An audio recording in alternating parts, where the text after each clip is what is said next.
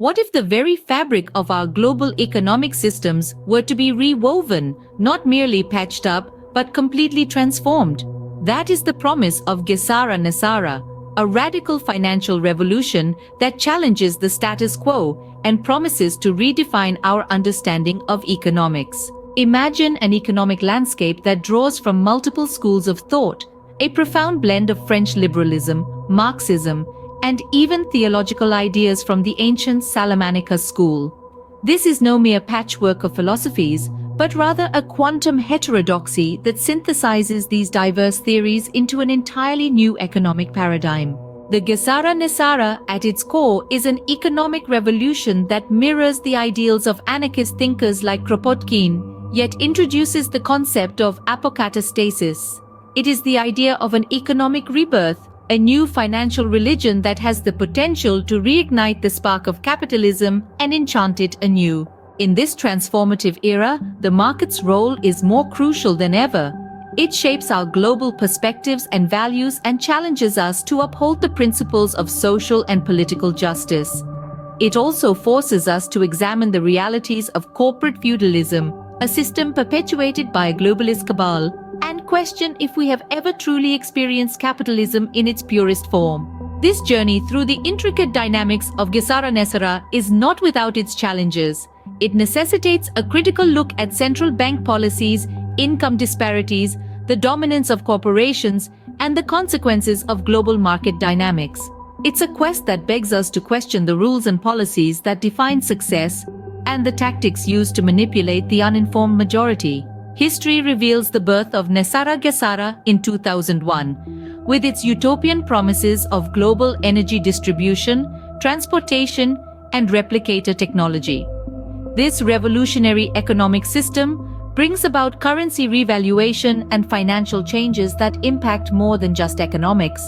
It influences the workforce and prices and heralds a new era of global prosperity. Yet, as we strive towards this utopia, we must remain aware of the criticisms of neoliberal capitalism. Critics argue that capitalism perpetuates human suffering, hinders human flourishing, fosters consumerism, encourages environmental degradation, and promotes militarism and imperialism. Nevertheless, a glimmer of hope emerges in the form of building a healthy transhistorical capitalism. This concept involves an archaeofuturist project that merges ancestral traditions with extraterrestrial technologies, breaking free from standardization and global ambitions. The advent of quantum financial systems and technologies offers the promise of empowerment for individuals and nations alike. In conclusion, the GESARA NESARA represents a complete overhaul of the global economic system. It's a shift that incorporates multiple economic theories, challenges established norms, and promises to redefine our understanding of capitalism. It is a transformation that extends beyond economics, affecting every aspect of our lives. This is the promise of GESARA NESARA, a revolution that promises to reshape our world. In the labyrinth of history, the medieval economy stands as a testament to the pervasive influence of community, personal relationships, and the common good. A stark contrast to the impersonal, self-regulating market of today, it reveals an era where the church condemned wealth accumulation and championed spending for communal welfare. This ethos of reciprocity and selflessness paints a vivid picture of an economy rooted in shared prosperity.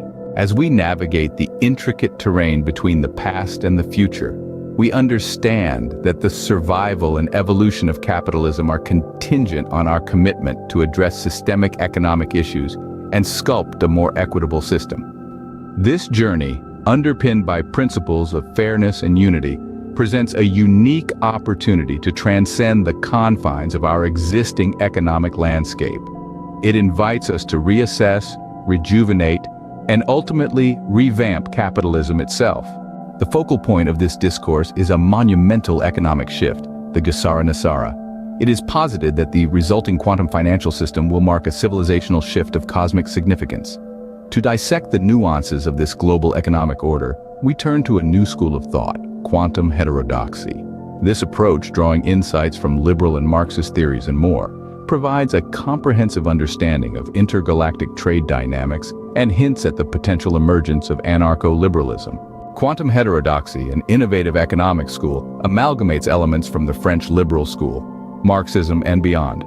It considers concepts such as Du Bois-Guilbert's flat tax within the context of GESARA NESARA and draws upon theological concepts and influences from the Salamanca school.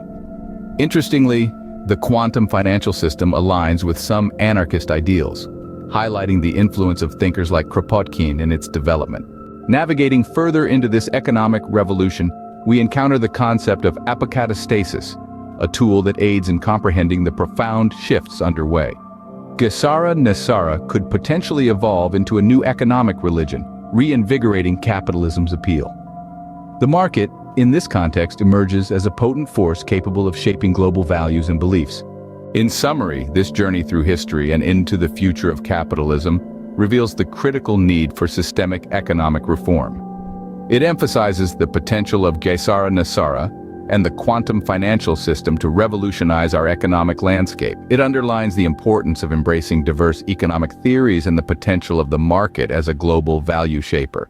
As we continue to grapple with these complex issues, the path toward a more equitable, inclusive, and prosperous future unfolds before us. Imagine a world where the economic system operates purely on the principles of capitalism. Would it be a utopia of free markets and fair competition, or something else entirely? The principles of capitalism, at their core, advocate for private ownership and free markets. They champion the idea that competition drives innovation and growth, that supply and demand dictate price, and that anyone, regardless of their background, can climb the economic ladder with enough hard work and savvy. But when we examine the current economic policies in place, it becomes clear that we've strayed far from these ideals. The economic system, particularly in the West, is controlled by a globalist cabal, a system that resembles more of a corporate feudalism than capitalism. Take, for instance, the French Revolution, hailed as a moment when the oppressed masses rose against the privileged few. Yet, it merely replaced one form of privilege with another, giving birth to a new class of elites. And what about the central banks? Do their policies truly align with the principles of capitalism? They manipulate interest rates, effectively deciding who gets to borrow money and who doesn't. They control the money supply, influencing inflation and the purchasing power of your hard-earned dollars. Does this sound like free market capitalism to you? Then there's the glaring income disparities, the astronomical CEO salaries, and the systems riddled with corruption.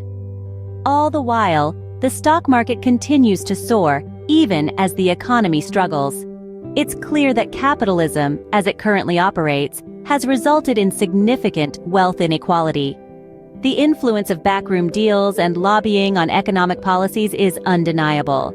The system seems to prioritize favoritism over the principles of true capitalism. So, are winners in various fields decided by rules and policies before they even start competing? Look at figures like Greenspan, Bernanke, Yellen, and Powell. Their influence on the economy and monetary policy has shaped the rules of the game. But it's not just the US. The markets and policies worldwide lack fairness and do not represent genuine capitalism. There's a shift towards favoring corporations over the well-being of the general population, a trend that's only growing stronger. So, we must ask ourselves, what is the integrity of capitalism in the face of such disparities? Should we reevaluate the system in light of Austrian school economics, which champions unrestricted competition and opposes government intervention? Capitalism, it seems, is flawed. But it's not the principles of capitalism that are the problem. It's the implementation, the policies, the rules, and the favoritism that have led to the current wealth disparity. The question is, are we brave enough to reevaluate and change the system? Have you ever pondered how the uninformed majority can be manipulated? This question, while uncomfortable, is crucial to understanding the dynamics of power and information throughout history. To shed light on this, let's journey back in time. Historically, those in positions of power have often used various tactics to control and divide the population. An uninformed majority, after all, is easier to manipulate. This is not a new concept. It has been evident in how a significant portion of the population lacks essential knowledge about topics like federal policy and economic matters. This lack of understanding makes it easier for the powers that be to control the narrative. Fast forward to the present day, and we see this trend persisting. However, there is a revolutionary shift in the economic landscape that promises to disrupt this status quo: the new quantum financial system. This system is presented as a beacon of change, a way to empower the uninformed and break the chains of manipulation. Now let's look at a specific example of this revolutionary change: NESARA GESARA. Originally intended to be implemented in 2001, this plan paints a picture of a future where energy, transportation, and replicators are freely accessible to all. The goal of GESARA is to bring about global prosperity and peace, a far cry from the divided and manipulated society we've seen in the past. It involves eliminating institutions like the Federal Reserve and the IRS in the US, entities that have played a significant role in controlling economic narratives. However, this change won't be without its challenges. Currency revaluation, a key aspect of this new system, could result in a shortage of skilled workers, affect wages, salaries, and prices, and significantly alter the workforce. A new U.S. Treasury-backed currency will be introduced, ending the previous system and potentially causing a seismic shift in the global economic landscape. The abolishment of the Federal Reserve and the restoration of financial privacy are essential aspects of this change. But to truly realize this utopian vision, there is a need for an emancipatory social science that tackles key challenges and champions social justice and political justice. A critique of the current neoliberal capitalist system underlines the need for this change. The impact of capitalism on human suffering and environmental concerns has been well documented and is a driving force behind the push for a new economic system. In summary, the manipulation of the uninformed majority has been a historical trend, aided by a lack of essential knowledge among the population. However, with the advent of the new quantum financial system and the implementation of NESARA GESARA, there is hope for a future where information is freely available, manipulation is minimized, and prosperity and peace are universal. The road to this future is fraught with challenges, but with a commitment to social justice and a critique of the existing system, it is a future that is within reach. What if the world you know, powered by neoliberal capitalism, isn't as infallible as it seems? This economic system, which advocates for deregulation, free trade, and privatization, has been the global standard for decades. But is it the best model for our societies? To answer this question, consider some of the main criticisms against neoliberal capitalism. There are 11 key points of contention, including its propensity to exacerbate inequality, its potential to corrupt, and its often detrimental environmental impact. The system has been accused of perpetuating avoidable human suffering and obstructing human flourishing. Critics argue that capitalism inherently ties itself to consumerism, thus contributing to environmental degradation. There's also the potential for capitalism to encourage militarism and imperialism, especially in the context of nation-states. Furthermore, capitalism might obstruct the development of democratic societies, particularly in developing regions. But what are the alternatives? Several economic models present themselves. For instance, an archaeofuturist project proposes to combine ancestral traditions with advanced extraterrestrial technologies. This model aims to break away from the standardization of individuals and the globalist ambitions of the cabal. It explores how quantum financial systems and emerging quantum technologies can empower people and nations. Consider the medieval economy's focus on community, personal relationships, and the common good. This contrasts with the abstract paradigm of the self-regulating market of neoliberal capitalism. The medieval economy prioritized communal values and just prices, a far cry from the modern market's individualism and supply-demand dynamics. The church in this system played a crucial role in discouraging wealth hoarding and encouraging expenditures for the benefit of all. The trifunctional conception of society fostered a sense of unity, with individuals defined by their relationships and contributions to various communities. Examining such historical economic models can provide insights into addressing modern challenges, including identity and ecological concerns. There's a suggestion to shift away from the excesses of capitalism and towards reviving the ethics of the hero, prioritizing heroism over commerce. So, in summary, neoliberal capitalism, while it has its merits, is not without its flaws. Critics argue that it perpetuates inequality, encourages consumerism, and can lead to militarism and imperialism. Alternative economic models like the Archaeofuturist project or the medieval economy offer different approaches that prioritize community, personal relationships, and the common good. By revisiting aspects of past economic orders, we can perhaps inspire solutions to contemporary problems. The challenge lies in finding a balance that allows for economic progress without compromising human flourishing and ecological sustainability. In the end, it's not about discarding capitalism entirely, but about recognizing its limitations and exploring ways to build a more equitable and sustainable economic future. Could it be that private vices, those selfish desires and actions we often condemn, could lead to public benefits? It's a tantalizing question, one that sits at the heart of a concept called private vices, public benefits. This concept suggests that individual selfishness, greed, or ambition can result in benefits for society as a whole. It's a bit like the idea that a rising tide lifts all boats. But how does this square with our traditional notions of morality and ethics? Imagine a business tycoon driven by personal ambition and relentless desire for wealth. This tycoon builds a vast empire, creating jobs, stimulating the economy, and inadvertently contributing to public wealth. This, in essence, is the private vices public benefits concept. It's a cornerstone of laissez-faire economics, where individual ambition and competition are seen as engines of societal prosperity. But there's a counterpoint to this concept, and it's found in the idea of hero ethics. Hero ethics are about individuals acting for the greater good, often at personal cost. It's the soldier who falls on a grenade to save his comrades, the firefighter who rushes into a burning building to save a child. Hero ethics promote selflessness, courage, and altruism. So we have two contrasting ideas here: private vices, public benefits, and hero ethics. One suggests that individual selfishness can lead to societal prosperity, while the other promotes self-sacrifice for the greater good.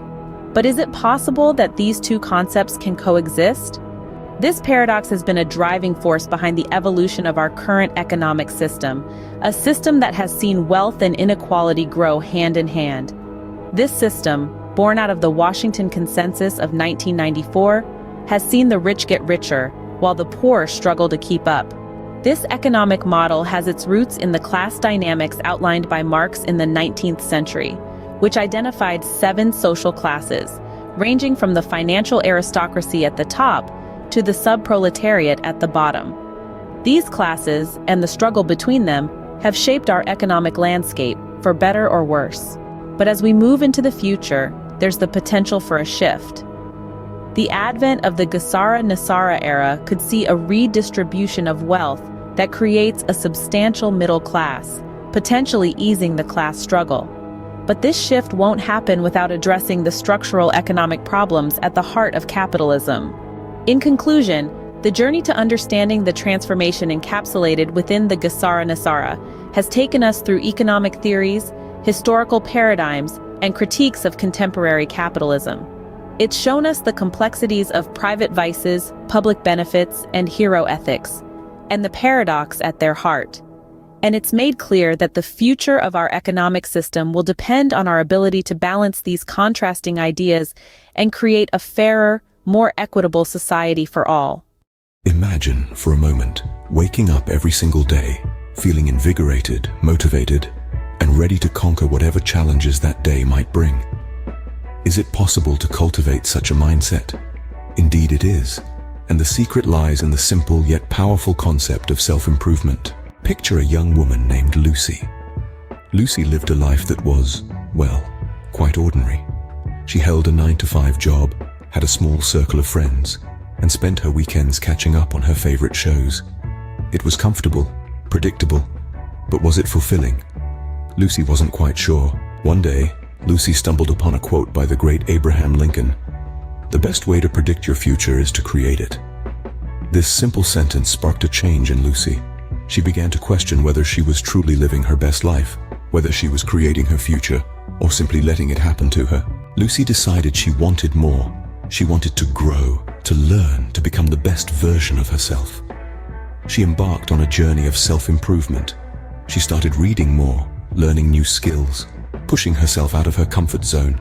Every day she made small changes, took small steps towards becoming the person she wanted to be. Fast forward to a year later. Lucy is no longer the same person. She's more confident, more skilled, more knowledgeable. She's happier, more fulfilled. She's created a future she's excited about, a future she's proud of. Now, you might be thinking, that's great for Lucy, but what does her story have to do with me? Well, Lucy's story is a testament to the power of self-improvement. It shows us that anyone, regardless of where they are in life, can make the decision to better themselves, to grow and learn and become the best version of themselves. So, what can we learn from Lucy's story? We learn that self-improvement is a journey, not a destination. It's about making small changes every day, about constantly learning and growing.